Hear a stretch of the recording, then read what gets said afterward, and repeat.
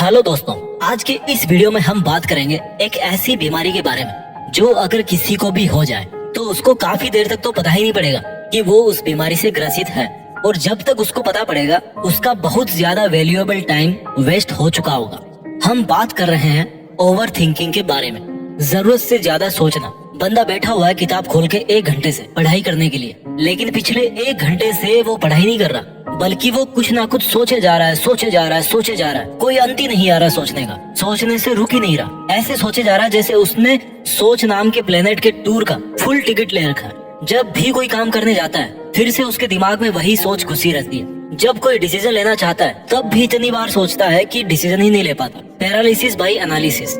सोच सोच के पूरे थॉट प्रोसेस को लकवा हो गया। पास्ट में पेंडुलम की तरह झूल रहे हो। मैं ऐसा कर सकता था, उसको ऐसा नहीं करना चाहिए था मेरे साथ, ये हो सकता था, वो हो सकता था, होना चाहिए था, हो सकता था, होना चाहिए था, हो सकता था, होना चाहिए था, हो सकता था, क्यों नहीं हुआ। पास्ट नहीं तो फ्यूचर में झूलते रहेंगे। क्या होगा, कैसे होगा, नहीं कर पाया तो और अगर कोई घर पर रात को आने में थोड़ा लेट हो गया तो सोच सोच के गला सूखा जा रहा है कि कहीं वो फिल्मों की तरह दिया बुझने वाला सीन तो नहीं होने वाला। देखो भाई, बनना था आपको वॉरियर और बन गए वरियर। चीता बनना था, चिंता कर करके बर्बाद हो गए।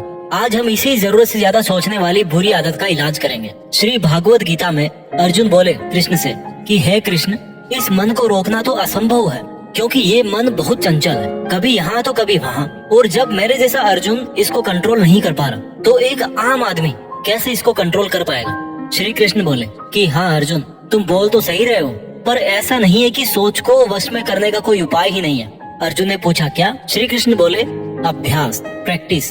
प्रैक्टिस करके कोई भी इंसान अपने मन का मालिक बन सकता है, अपने विचारों को जीत सकता है, और वो जो सोचना चाहे सोच सकता है, और जो करना चाहे वो भी कर सकता है। अब ये अभ्यास क्या है? यहाँ पर क्या प्रैक्टिस करें हम ओवर थिंकिंग से बचने के लिए? अब काम की बात शुरू होती है। ध्यान से समझिए इस वीडियो को लास्ट तक, और अगर आप इसको लास्ट तक देख पाए तो समझ जाना आपको अपने विचारों पर कंट्रोल है। बहुत सारे लोग होंगे जो इस वीडियो को लास्ट तक देख भी नहीं पाएंगे क्योंकि विचारों पर कंट्रोल ही नहीं है। और मैं ध्यान से समझने के लिए इसलिए बोल रहा हूँ आपको, क्योंकि ओवर थिंकिंग का जो टॉपिक है ना, ये बात है ही ऐसी कि इसको बहुत बारीकी से समझना पड़ेगा। देखो होता क्या है, जब आप ओवर थिंकिंग करते हो तो आप अपने प्रेजेंट से निकलकर, यानी कि जो काम आप उस टाइम पर कर रहे हो उससे निकलकर आइदर आप पास्ट में चले जा रहे हो या फिर आप फ्यूचर में चले जा रहे हो। अपने विचारों को वर्तमान में पकड़ के रखना ही सबसे बड़ा सबूत है कि आपका अपनी थॉट्स पर कंट्रोल है और आप उस टाइम अपने काम में पूरा ध्यान लगा पाते हो।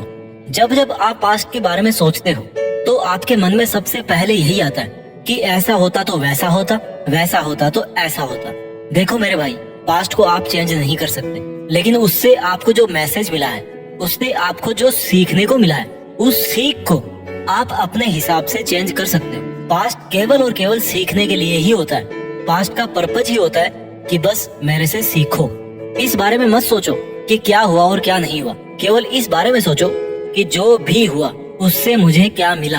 अगर मेरा कुछ नुकसान भी हुआ तो भी मुझे वहाँ से कुछ ना कुछ जरूर मिलता है, और वो कुछ ना कुछ क्या होता है? सीख, लेसन। और जैसे ही आप अपने आप को ये रियलाइज करवाओगे कि पास्ट होता ही सीखने के लिए है, पास्ट ना कमी निकालने के लिए होता है ना दोष देने के लिए होता है, केवल सीखने के लिए होता है, उसी वक्त आप अपने आप को पास्ट से मुक्त कर लोगे। जब आपको पास्ट का विचार आए तो केवल ये सोचो कि जो होना था वो हो गया। अब उस पास्ट से एक मैसेज लेकर के मैं अपने आज को कैसे बेहतर बना सकता हूँ। आपका जो अल्टीमेट एम है ना, वो होना चाहिए लिविंग इन द प्रेजेंट, वर्तमान में जीना। तो आपने अपने आप को पास्ट से फ्री कर लिया और फ्यूचर से अपने आप को ऐसा कह के फ्री कर लीजिए कि अभी इस मोमेंट में मैं जो काम कर रहा हूँ उस पे ही मेरा फ्यूचर डिपेंड करता है। फ्यूचर के बारे में सोचने से फ्यूचर नहीं बदलेगा, पास्ट की सीख लेकर वर्तमान को बेहतर बनाने से फ्यूचर बदलेगा। तो आपने अपने आप को पास्ट और फ्यूचर दोनों से फ्री कर लिया। ये बेसिक फंडा हो गया ओवर थिंकिंग से बचने का। नाउ अपार्ट फ्रॉम दिस, आपको अगर बार बार कोई थॉट परेशान कर रही है, टेंशन हो रही है,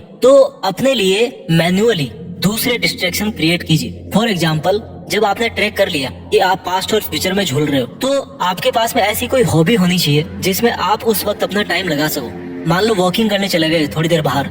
आप जो भी काम कर रहे हो केवल उस काम को एंजॉय करना सीखो। बहुत से लोग हैं जो खाना खाते रहेंगे और कुछ सोचते रहेंगे, चाय पीते रहेंगे और कुछ नेगेटिव सोचते रहेंगे। वो भूल ही जाते हैं कि भाई चाय देखो कितनी अच्छी बनी है, खाना कितना अच्छा बना है, मौसम कितना अच्छा है, वो जिंदा है, स्वस्थ है, घर पे सब ठीक है उनके, वो लाइफ में अच्छा परफॉर्म कर रहे हैं, अच्छी मेहनत कर रहे हैं। एक जो ग्रेटिट्यूड है आपकी जिंदगी में, जो जो आपके पास में है उस वक्त, उसको हम भूल जाते हैं। आपके पास ऐसी बहुत सारी चीजें हैं, for them you should be grateful.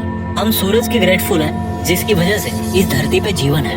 हम ऑक्सीजन के ग्रेटफुल हैं जिसकी वजह से हम सांस ले पाते हैं। इसलिए लंबी सांस लो और बोलो कि जो मुझे चाहिए इस लाइफ में, इस वक्त अपने काम पर ध्यान देने के लिए, ओवर थिंकिंग से बचने के लिए, वो सब है मेरे पास। ना मेरे पास किसी चीज की कमी है और ना कोई ऐसी चीज है जिसकी कमी हो और मैं हासिल ना कर सकूं। तो ऐसा सोचोगे तो आप अपने आप को हर तरह की चिंता से, पास्ट से, फ्यूचर से मुक्त कर लेते हो, which is another way to enjoy the present and stop overthinking. आपकी लाइफ में अभी अगर कोई प्रॉब्लम आ रही है जिसकी वजह से आप सोच सोच के परेशान हो रहे हो, तो आपका टारगेट ये होना चाहिए कि आप उनके सॉल्यूशंस के बारे में सोचो, ना कि प्रॉब्लम के बारे में। अगर मान लो आपकी सिस्टर जॉब करती है और उसकी शाम को 5 बजे छुट्टी हो जाती है और रात के 10 बज गए, अभी तक वो घर नहीं आई, तो क्या आप बैठ के केवल चिंता करोगे या फिर उनके ऑफिस में कॉल करोगे, कहीं से पता लगाओगे, किसी और की हेल्प लोगे? यानी कि every time, every moment you have two choices, either you think about problem और you think about it solution.